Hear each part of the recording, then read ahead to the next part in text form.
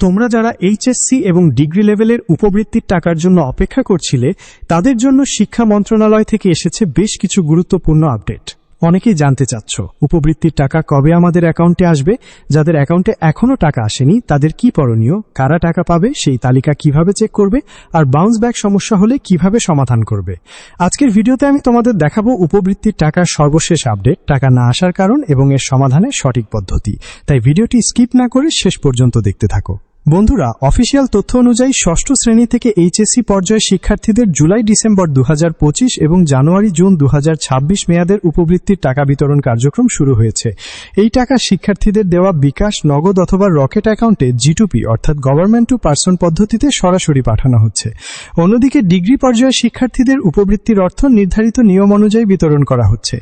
এখানে শিক্ষার্থীদের জন্য গুরুত্বপূর্ণ একটি বিষয় হল উপবৃত্তির টাকা তোলার জন্য আলাদা কোনো ক্যাশ আউট চার্জ দিতে হবে না। সরকার নির্ধারিত ক্যাশ আউট খরচ উপবৃত্তির টাকার সঙ্গে সমন্বয় করে দেওয়া হচ্ছে, ফলে শিক্ষার্থীরা তাদের প্রাপ্য অর্থ পড়াশোনার কাজে ব্যবহার করতে পারবে। এখন অনেকের প্রশ্ন, আমার অ্যাকাউন্টে এখনো টাকা আসেনি, তাহলে কি করব? এর অন্যতম প্রধান কারণ হল বাউন্স ব্যাক সমস্যা। বর্তমানে উপবৃত্তির টাকা পাঠানোর আগে শিক্ষার্থীদের তথ্য যাচাই করা হচ্ছে। এখানে সবচেয়ে গুরুত্বপূর্ণ বিষয় হল উপবৃত্তির আবেদনের সময় দেওয়া তথ্য এবং মোবাইল ব্যাংকিং অ্যাকাউন্টের তথ্যের মধ্যে মিল থাকতে হবে। বিশেষ করে অভিভাবকের এনআইডি তথ্য, নামের বানান এবং মোবাইল ব্যাংকিং অ্যাকাউন্টের তথ্য, এসবের মধ্যে কোনো অমিল থাকলে টাকা অ্যাকাউন্টে না গিয়ে আবার ফেরত চলে যেতে পারে। আর এই ফেরত যাওয়ার প্রক্রিয়াকেই বলা হচ্ছে বাউন্স ব্যাক। এখন প্রশ্ন হলো এই সমস্যা সমাধান করবে কিভাবে?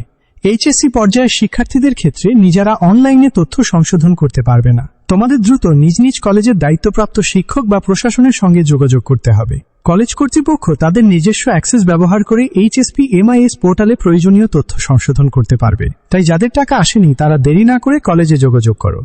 এবার আসি সবচেয়ে বেশি জিজ্ঞাসিত প্রশ্নে, কারা টাকা পাবে সেই লিস্ট কিভাবে দেখব? এইচএসসি পর্যায়ের শিক্ষার্থীরা সাধারণত নিজের রোল নম্বর দিয়ে সরাসরি অনলাইন উপবৃত্তির তালিকা দেখতে পারবে না। তোমাদের কলেজ প্রশাসন তাদের নিজস্ব সুরক্ষিত ড্যাশবোর্ড থেকে শিক্ষার্থীদের তালিকা দেখতে পারবে। তাই এইচএসসি শিক্ষার্থীরা নিজের নাম নিশ্চিত করার জন্য কলেজে যোগাযোগ করবে।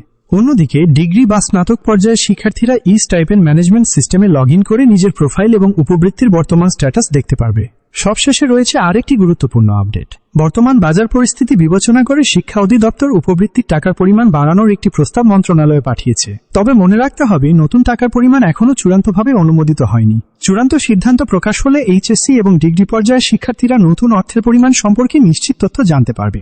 তো বন্ধুরা, আশা করি উপবৃত্তির টাকা নিয়ে তোমাদের সব প্রশ্নের উত্তর পেয়েছো। আজকের ভিডিওতে আমরা জানলাম উপবৃত্তি টাকা কবে দেওয়া হচ্ছে, টাকা না আসার কারণ, বাউন্স ব্যাক সমস্যা সমাধান এবং লিস্ট চেক করার নিয়ম। এরপরও যদি উপবৃত্তি বা অ্যাকাউন্ট সংশোধন নিয়ে কোনো প্রশ্ন থাকে তাহলে কমেন্ট করে জানাও। ভিডিওটি তথ্যবহুল মনে হলে অবশ্যই বন্ধুদের সঙ্গে শেয়ার করো। আর শিক্ষা সংক্রান্ত এমন গুরুত্বপূর্ণ আপডেট পেতে চ্যানেলটি সাবস্ক্রাইব করে আমাদের সঙ্গে থাকো। ধন্যবাদ। দেখা